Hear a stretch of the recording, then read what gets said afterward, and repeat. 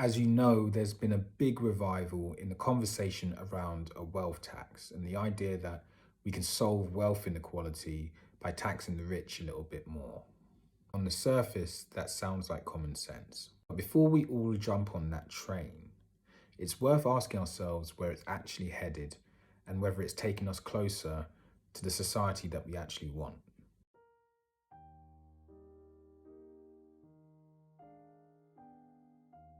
The wealth tax conversation has had a huge revival recently, and that is thanks to commentators, creators, millionaire groups who have helped to put wealth inequality back on the agenda, and that is valuable.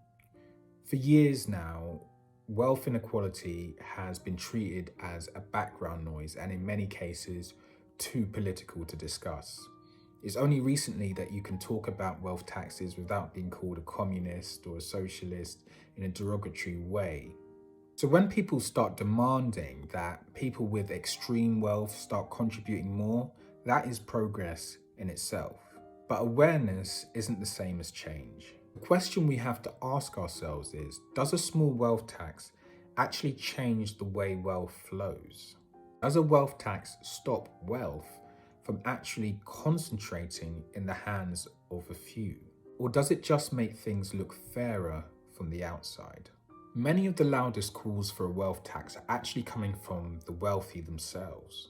People worth tens or hundreds of millions of pounds saying that they're happy to pay 1 or 2% per year on fortunes above £10 million.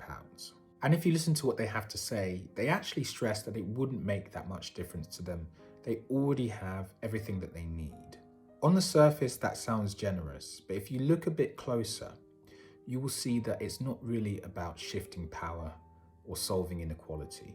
For some, it might be about easing guilt, a way to feel responsible without giving up much. For others, it might be about closing the conversation altogether. Because once a small symbolic tax is passed, it becomes a solution, a tick box solution. And the moment that happens, the deeper questions about how wealth is created and who controls it get pushed aside. They know and we know that a meaningful wealth tax would have to be far higher, maybe 80 or 90% at the top. But if we start at 1% and it fails, the next step isn't 90%, it's 5. That's how the debate gets contained, by gestures that look moral, cost little, and stop people asking for more. In that sense, the conversation reflects what I call a charity mindset. It's the belief that fairness can be achieved by benevolence from above, through the powerful giving something back. But the structure that allows that power in the first place stays intact. The decisions are still made at the top. The rest of us just hope that the system continues to be generous. Now contrast that with what I call an equity mindset. Equity means shared ownership, not waiting for permission or approval, not waiting for generosity, but building new systems from the ground up where people have a say and a stake in the systems that they depend on. In an equity mindset, fairness isn't an act of charity. It's built into the design of the system itself. Power and profit are distributed at the source. It's not trickled down later. Citizens, workers, and communities co-own the infrastructure that shapes their lives, from workplaces and housing to energy and food. A wealth tax at best manages symptoms. It can relieve pressure, but it doesn't remove dependency. It doesn't change who holds control, and that's why I say a wealth tax is charity, not equity. Just to be clear, I'm not anti-wealth tax. The idea itself isn't bad in principle. It's just incomplete.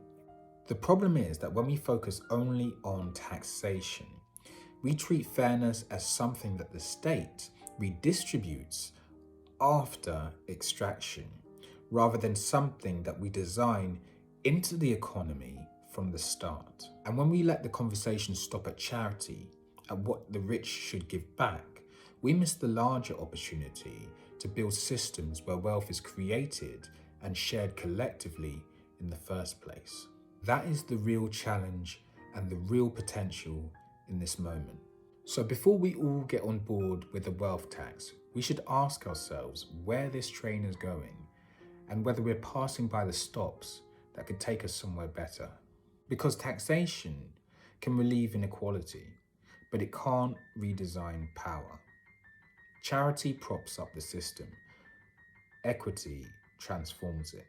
In the next episode, we'll look at why even the best attempts to tax the wealthy rarely last and why the system keeps reverting back.